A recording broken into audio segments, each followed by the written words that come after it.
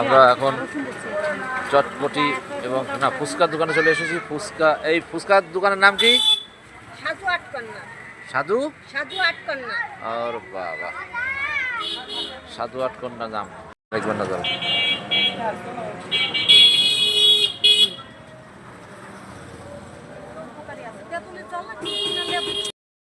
বিখ্যাত ফুচকার দোকান ফুটপাতে, যদিও ইন্ডিয়ান সিস্টেমে ফুচকা বানায় আমাদের বৌদি সাধনা।